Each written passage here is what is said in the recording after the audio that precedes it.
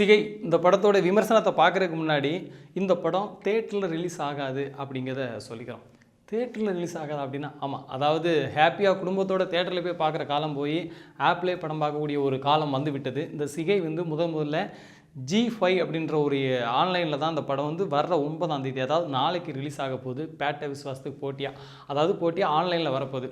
அந்த படம் ஆன்லைனில் வராமல் இருக்கணும் அப்படிங்கிறத ஒரு வாழ்த்து சொல்லிவிட்டு நம்ம இப்போ ரிவ்யூ போகலாம். அதாவது திருநங்கைகளுடைய தேவை வந்து வெறும் ஆண் உடம்பு மட்டும் இல்லை, அதையும் தாண்டி ஒரு ஆழமான உணர்வு புரிதல் தான் அவங்களுக்கு தேவை அப்படின்றத அழுத்தமாக சொல்லியிருக்கிற ஒரு சிறந்த படம் சிகை.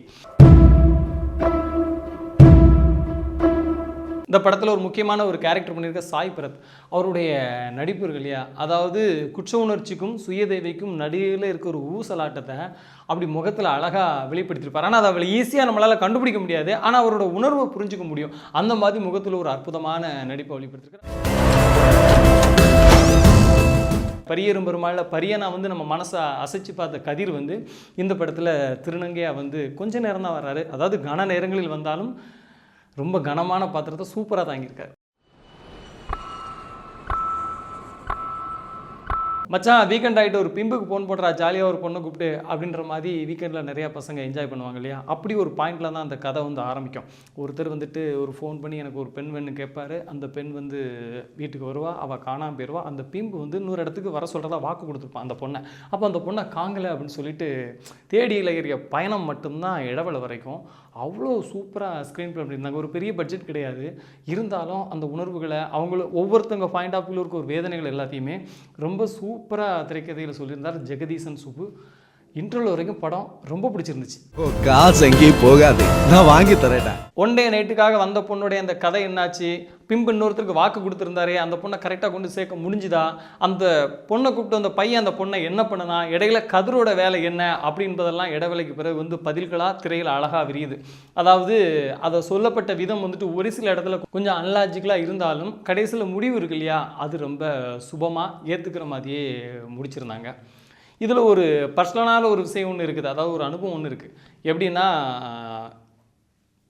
ஒரு நண்பர் ஒருத்தர், அவர் ஆணும் கிடையாது பெண்ணும் இல்லாத ஒரு ஆண்பால் பெண்பால் இல்லாத ஒரு கேட்டகரி, அவர் அதாவது திருநங்கைன்னு சொல்லலாம். அவர் வந்துட்டு ரொம்ப பழக்கம். அவரை பற்றி ஒரு பையன் அவர் கூட ஃபோட்டோ எடுத்து ஃபேஸ்புக்கில் முகநூலில் வந்து எழுதியிருந்தான். யாரும் எதிர்பார்க்காத ஒரு அவதாரமாகி போனவன் அப்படின்னு சொல்லி முகநூலில் எழுதியிருந்தான். அதுக்கு வந்து அந்த திருநங்கை அந்த பையனுடைய சொந்தக்காரங்களும் அந்த பையனை போய் அடித்தாங்க. ஐயோ எங்கள் குடும்பத்தில் நீ இப்படி ஒருத்தன் வந்து பிறந்துட்டியே நீலாம் அப்படி இப்படின்னு சொல்லிட்டு. அந்த டைமில் அது ரொம்ப ஒரு வேதனையாக இருந்துச்சு. எங்கள் கிராமத்தில் நடந்த ஒரு சம்பவம் ரொம்பவே வேதனையாக இருந்தது.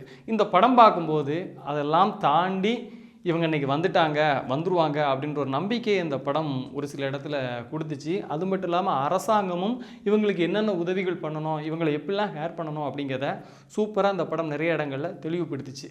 அந்த வகையில் இந்த படம் ஒரு சிறப்பான படம் அப்படின்னு தான் சொல்லணும். என்ன பிரச்சனை, எதனால் அந்த படம் தேட்டருக்கு வரலை அப்படின்னா என்ன தோணுச்சுதுன்னா, இந்த படத்தை தேட்டரில் போய் பார்க்குறவங்க எல்லாத்தையுமே ஒரு மாதிரியான கண்ணோட்டத்தோடு பார்க்குறதுக்கு ஒரு வாய்ப்பு இருக்குது. இது ஆன்லைனில் ரிலீஸ் ஆகிறது ரொம்ப நல்லதும் கூட. ஏன்னா எல்லாருமே மறைமுகமாக விருப்பப்பட்டவங்க வாங்கி பார்த்துப்பாங்க. நான் சொன்னேன் இல்லையா, ஒரு பையன் வந்துட்டு அவனை பற்றி ஃபேஸ்புக்கில் எழுதுனதுக்காண்டி பிரச்சனை வந்துச்சுன்ட்டு. அந்த பையனுக்கு இந்த படத்தை கண்டிப்பாக பார்க்க சொல்லணும் அப்படின்ற ஒரு ஆசை எனக்கு இருக்குது. முக்கியமாக திருநங்கைகளுக்கான படம் அப்படிங்கிறதுனால இது திருநங்கைகளோட நம்ம முடிச்சிடக்கூடாது. இந்த படத்தை வந்துட்டு எல்லாருமே பார்த்துட்டு அவங்களோட உணர்வுகளை அவங்களோட வழிகளை புரிஞ்சுக்கணும். அதாவது முதல்ல சொன்ன மாதிரி அவங்களுக்கு வந்து உடம்பு மட்டுமே தேவை கிடையாது, அதை தாண்டிய ஒரு புரிதல் அவங்களுக்கு தேவைப்படுது அப்படிங்கிறத படத்தில் ஒரு இடத்துல கதிர் வந்து சொல்லுவார். எனக்கு நீ கல்யாணம் பண்ணிக்கூடா, அது கூட எனக்கு பிரச்சனை இல்லை, ஆனால் நீ எனக்கானவன் அப்படின்ற மாதிரி ஒரு சொல்லுவார். ரொம்ப ஸ்ட்ராங்கான பாயிண்ட் அது. நிச்சயமாக இந்த சமூகமும் இந்த அரசும் நாமும் அதை புரிந்து கொள்ள வேண்டும் அப்படின்றதற்கு ஒரு நல்ல முயற்சியை தான் ஜெகதீசன் சுப்பு வந்து இந்த படத்து மூலமாக எடுத்திருக்காரு. இது திரையரங்கில் வந்து பெரிய வெற்றி பெறாது அப்படின்ற மாதிரியான ஒரு சூழல் தான். ஆனால் ஆன்லைனில் எல்லாருமே பார்த்து திரையரங்குகளுக்கு வந்தால் எவ்வளோ பணம் கிடைக்குமோ அதே பணத்தை இந்த படம் ஈட்ட வேண்டும் அப்படின்றது நம்மளுடைய விருப்பம். நன்றி. சில விஷயங்களை நேரில் பார்த்து தான் தெரிஞ்சுக்கணும்.